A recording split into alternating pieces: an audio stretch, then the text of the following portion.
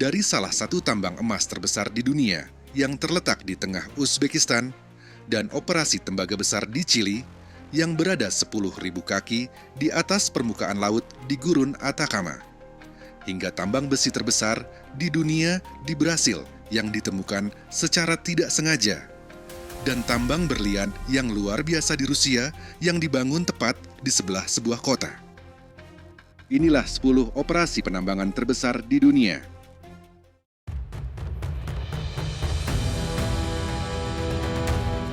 Tahun 1936, seorang geolog Belanda bernama John Dossy sedang mendaki puncak pulau tertinggi di dunia, Gunung Karstens yang diselimuti salju di Papua Barat, Indonesia. Saat mendekati puncak, dia melihat formasi batuan aneh di kejauhan. Garis-garis hijau menarik perhatiannya. Dia membawa sampel batuan itu untuk diuji. Tanpa disadari, dia telah menemukan deposit emas dan tembaga yang sangat besar. Tambang Grasberg menyimpan cadangan emas terbesar yang diketahui di dunia. Beberapa mengatakan ini adalah cadangan tembaga terbesar kedua di dunia. Yang lain mengatakan ketiga. Bagaimanapun, ada banyak emas dan tembaga di sana. Tambang ini terletak sekitar 60 mil utara Timika, sebuah kota kecil di Papua Tengah. Meskipun ditemukan pada tahun 1936, penambangan baru dimulai pada tahun 1970. Saat ini, Grasberg dikendalikan oleh perusahaan Amerika bernama Freeport-McMoRan. Mereka telah berada di sana sejak awal, tetapi mengira tambang itu sudah habis pada pertengahan 1980-an. Setelah eksplorasi lebih lanjut, pada tahun 1988, perusahaan menemukan lebih banyak deposit emas di area tersebut. Sejak itu, mereka mulai mencetak uang. Produksi ini menjadikan Grasberg sebagai pembayar pajak terbesar di Indonesia. Diperkirakan cadangan tersebut bernilai sekitar 100 miliar dolar Amerika Serikat.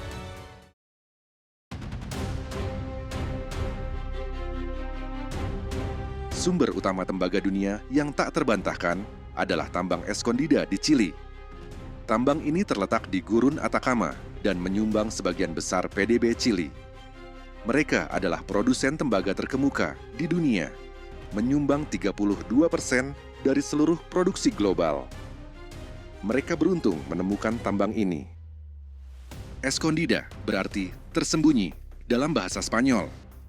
Biji tembaga terkubur di bawah ribuan kaki batuan dan gunung. Mereka harus mengebor melalui deposit tembaga yang sudah dikenal untuk menemukannya. Lokasinya juga menantang karena tambang ini berada di ketinggian 10.000 kaki di atas permukaan laut di Gurun Atacama. Ini bukan tambang biasa, karena deposit tembaganya membentang sejauh 11 mil dari utara ke selatan dan 2 mil dari timur ke barat. Produksi dimulai pada tahun 1990-an, tetapi kecuali mereka menemukan deposit ajaib lainnya, tambang ini diperkirakan hanya akan bertahan hingga tahun 2030-an.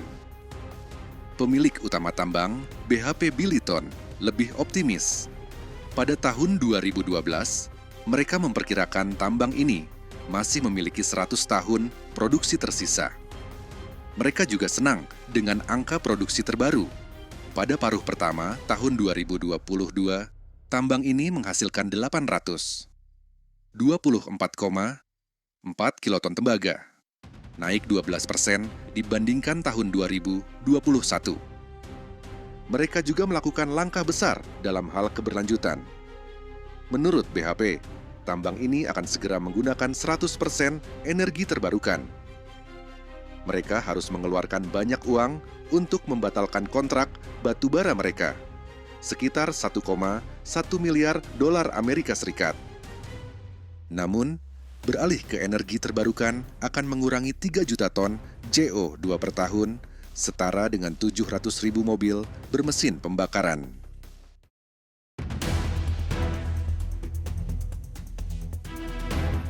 Bayangkan sebuah jalan yang membentang dari Medan ke Denpasar. Sekarang, bengkokkan jalan itu seperti ular dan kubur di bawah pegunungan Andes di Chili. Itulah yang akan Anda dapatkan di tambang tembaga El Teniente. tambang bawah tanah terbesar di dunia. Tapi bukankah semua tambang itu bawah tanah? Tidak selalu. Kebanyakan tambang adalah tambang terbuka, artinya mereka hanya lubang besar di tanah. Anda tidak bisa menggali lubang di pegunungan Andes, tetapi Anda bisa menggali terowongan. Sekitar 1.900 mil terowongan telah digali sejak tahun 1819. Legenda mengatakan bahwa seorang buronan Spanyol menemukan deposit tembaga dan mulai mengangkutnya dengan keledai. Pada awal 1900-an, 2 orang Amerika membangun jalan untuk memudahkan pengangkutan biji. Tambang ini dimiliki oleh perusahaan Utah hingga tahun 1967. Kemudian, pemerintah Chili membelinya pada tahun 1971. Presiden Chili Salvador Allende menasionalisasi industri tembaga. Semua tembaga Chili sekarang dikelola oleh satu perusahaan milik negara, Codelco. Produksi tembaga mencapai titik terendah dalam 6 tahun pada tahun 2015. Untuk mengimbanginya, Codelco membuka tambang baru di divisi El Teniente. Mereka memperkirakan tambang baru ini akan menghasilkan 50.000 ton tembaga setiap tahun. Mereka juga memulai ekspansi lain yang akan memperdalam tambang sekitar 328 kaki.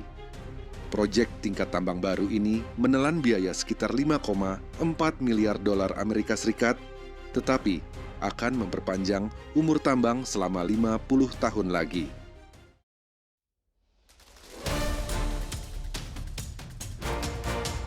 Gurun Atacama di Chili Utara adalah lanskap gersang dengan sedikit vegetasi. Namun, di bawah tanahnya tersimpan banyak mineral mentah. Pada tahun 2021, sektor pertambangan menyumbang 317 miliar dolar Amerika Serikat ke produk domestik bruto Chili. Sekitar 15% dari total pendapatan mereka. Sebagian besar kemungkinan berasal dari tambang tembaga Chuquicamata, tambang tembaga terbuka terbesar di dunia. Ini juga tambang terdalam kedua, dengan kedalaman 3.200 kaki, lebar 9.500 kaki, dan panjang 16.000 kaki. Seluruh Central Park New York bisa muat di dalamnya.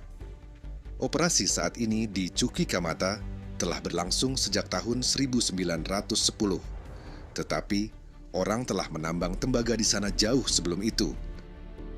Bangsa Inca dan penakluk Spanyol menggunakan tambang ini untuk membuat alat dan senjata. Kemudian, pada tahun 1899, seseorang menemukan mumi yang terawetkan dengan baik terkubur di dalam tambang. Dia dikenal sebagai Copperman, dan sisa-sisanya berasal dari tahun 550 Masehi. Jika kita telah menambang Chuquicamata sejak abad ke-6, bukankah tambang itu sudah kosong? Nah, mereka percaya masih ada 1,76 miliar ton tembaga di sana. Itulah mengapa pada tahun 2007, pemerintah Chili mengusulkan untuk menggali terowongan di bawah tambang. Rencana itu diselesaikan pada tahun 2009, dan lembaga lingkungan memberikan persetujuan pada tahun 2010. Pada tahun 2060, tambang ini akan hampir 2.600 kaki lebih dalam. Pemerintah akan mengeluarkan sekitar 4,2 miliar dolar Amerika Serikat untuk penggalian, tetapi mereka akan mendapatkan kembali uang itu dalam semalam dengan semua tembaga yang mereka temukan. Terowongan baru ini akan menghasilkan 140.000 ton biji per hari.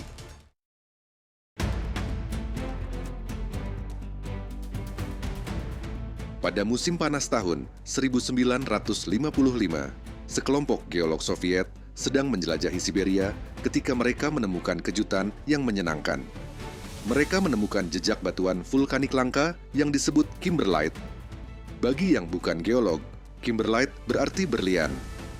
Untuk penemuan ini, para pria ini menerima penghargaan Lenin, salah satu penghargaan tertinggi di Uni Soviet. Rusia segera mulai membangun. Mereka cepat menyadari bahwa menggali tambang 280 mil dari lingkaran Arktik tidaklah mudah. Daerah ini mengalami 7 bulan musim dingin setiap tahun. Tanah membeku, membuatnya sulit untuk ditembus. Kemudian, di musim panas, tanah berubah menjadi lumpur, membuatnya sangat tidak stabil. Terkadang, suhu sangat dingin hingga oli mesin membeku dan ban pecah. Namun, Soviet bertahan dan tambang Mir lahir. Pada saat itu, ini adalah tambang berlian terbesar di Rusia dan salah satu yang terbesar di dunia. Pada tahun 1960-an, Mir menghasilkan 10 juta karat berlian setiap tahun. Semakin dalam mereka menggali, semakin banyak berlian yang mereka temukan. Pada tahun 1990-an, mereka telah mencapai kedalaman 1.120 kaki. Kemudian, banjir di dasar tambang menghentikan produksi. Tambang ini berganti tangan beberapa kali setelah Uni Soviet runtuh. Ketika produksi akhirnya berhenti pada tahun 2004, tambang Mir adalah lubang galian terbesar kedua di bumi. Lubangnya begitu besar sehingga Anda tidak diizinkan terbang di atasnya. Ada kemungkinan aliran udara ke bawah bisa menyedot helikopter seperti vakum. Tambang Mir dibuka kembali pada tahun 2009 dan diperkirakan akan bertahan selama 50 tahun lagi. Saat ini, tambang ini dimiliki oleh Alrosa, produsen berlian terbesar di dunia berdasarkan volume. Mereka mempekerjakan sekitar 70% masyarakat lokal, sekitar 35.000 orang.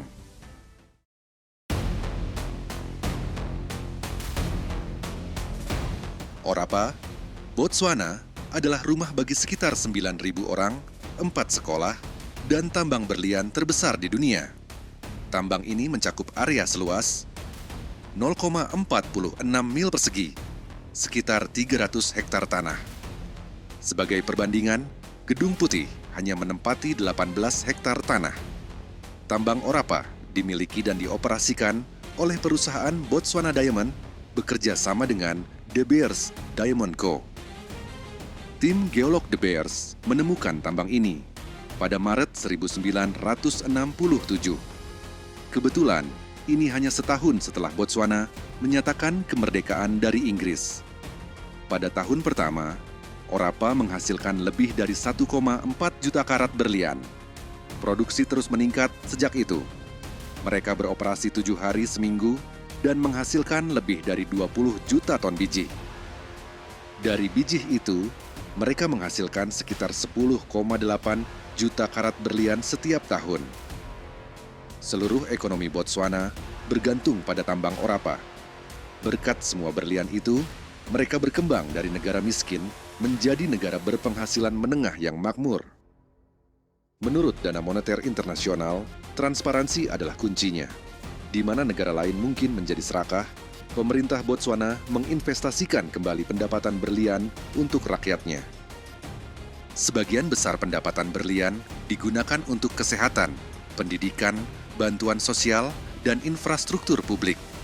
Botswana juga menempati peringkat ke-39 dalam hal korupsi.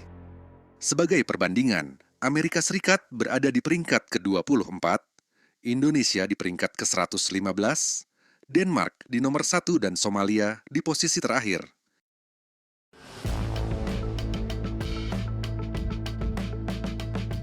Ketika kita memikirkan tambang besar, kita cenderung membayangkan perak, emas, dan banyak berlian. Namun, dunia masih membutuhkan besi. Dan sebagian besar besi kita berasal dari tambang besi Carajás di Pará, Brasil. Tambang ini sepenuhnya dimiliki oleh perusahaan pertambangan Brasil, Vale. Menurut perkiraan mereka, sekitar 7,2 miliar ton biji besi menunggu untuk ditambang. Carajás adalah tambang besi terbesar di dunia, tetapi baru ditemukan pada tahun 1967. Bahkan saat itu, penemuannya sepenuhnya tidak disengaja.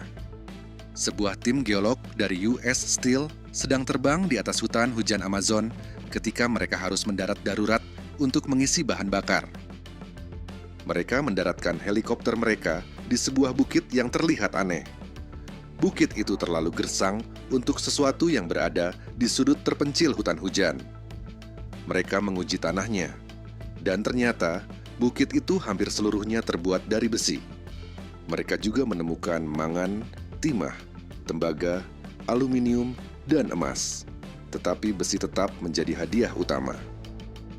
Amerika Serikat berkata, "Kami yang menemukannya, jadi ini milik kami." Pemerintah Brasil tidak mau mendengarnya. Mereka membuat kesepakatan untuk membagi tambang pada tahun 1970. Vale mengambil 51% kepemilikan, sementara US Steel mengambil 49%. Kemudian, US Steel menjual bagian mereka pada tahun 1977, sehingga tambang ini sepenuhnya dikendalikan oleh Brasil. Saat ini, Brasil adalah produsen besi terbesar kedua di dunia. Australia adalah yang terbesar, menyumbang 35% dari produksi biji besi global.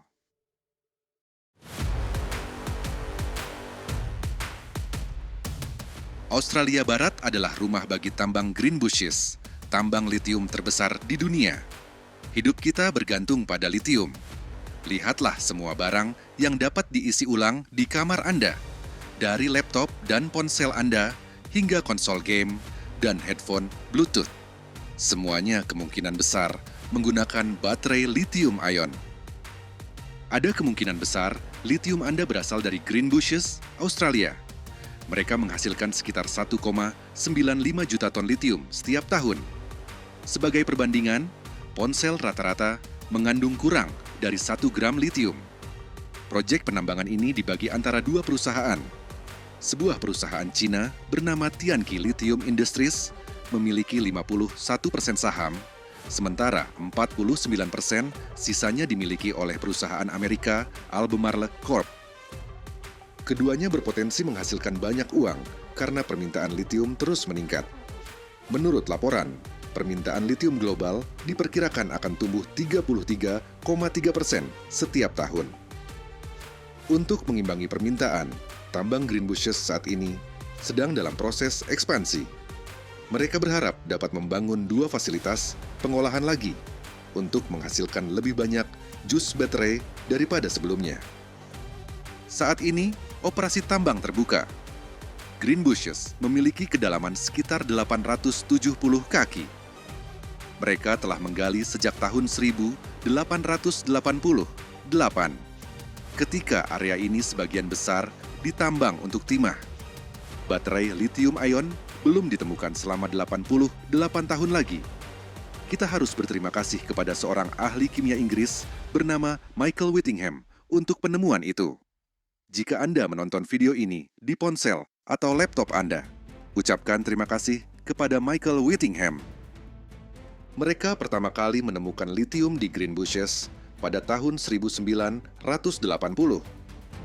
Saat itu, mereka tidak tahu betapa berharganya litium. Bagi mereka, itu hanya keanehan geologis yang lembut. Mereka memulai operasi penambangan skala kecil pada tahun 1983. Kemudian, produksi meledak pada tahun 2000-an ketika dorongan menuju mobil listrik menjadi lebih mainstream. Pada tahun 2021, Greenbushes menyumbang lebih dari 1/5 produksi litium global. Rencana untuk memperluas tambang sudah ada. Ekspansi senilai 1,9 miliar dolar Amerika Serikat ini akan menggandakan ukuran tambang. Kita berbicara tentang panjang 1,6 mil, lebar lebih dari setengah mil, dan kedalaman sekitar 1.500 kaki.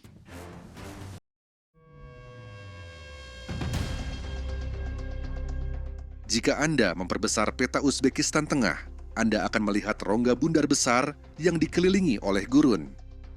Anda akan melihat truk-truk yang keluar masuk seperti semut di bukit. Setiap truk penuh dengan logam paling berharga umat manusia, emas. Anda sedang melihat tambang emas Muruntau, salah satu operasi penambangan emas terbesar di bumi.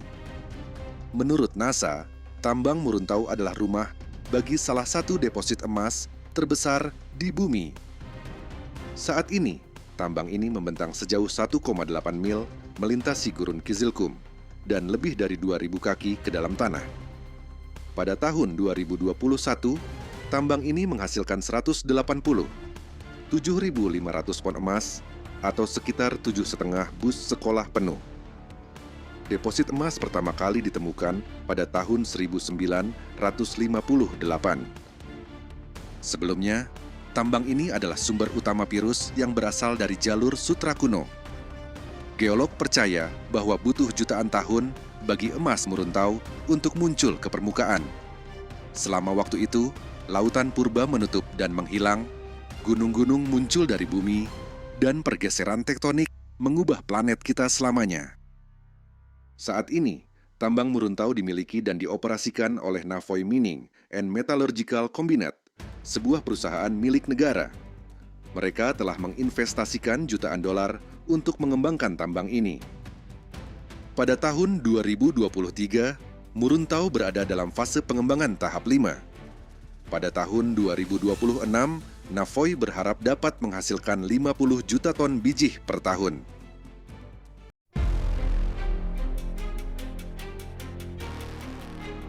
Tambang Bingham Canyon di dekat Salt Lake City, Utah, adalah lokasi penggalian buatan terbesar di dunia.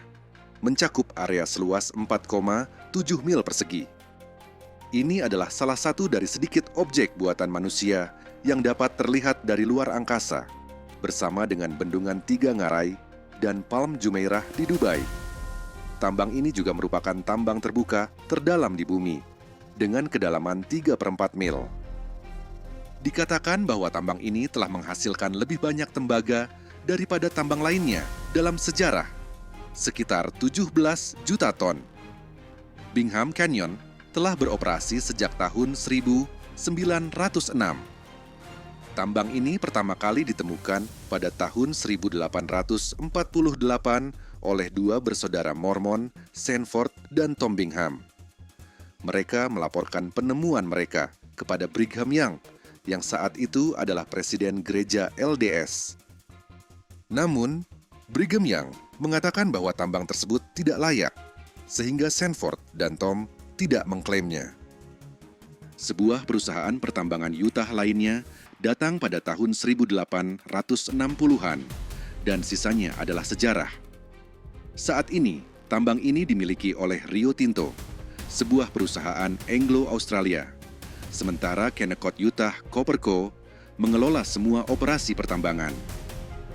Itulah sebabnya, beberapa penduduk setempat menyebutnya sebagai tambang tembaga Kennecott, bukan Bingham Canyon. Tambang ini menyumbang lebih dari 16% produksi tembaga di Amerika Serikat. Mereka juga menambang emas, perak, dan molibdenum, mineral yang digunakan dalam paduan baja. Pada April 2016, sebuah longsoran batu besar menghentikan produksi di tambang Bingham Canyon. Menurut laporan, 165 juta ton batuan meluncur ke dasar lubang tambang. Beruntungnya, tidak ada orang di dalam tambang saat longsor terjadi. Baik, itu saja yang kami miliki untuk Anda hari ini. Tetapi, jika Anda menikmati video ini dan ingin melihat video lainnya yang serupa, pastikan untuk subscribe channel kami sekarang. Terima kasih telah menonton dan pastikan untuk menyaksikan lagi lain kali.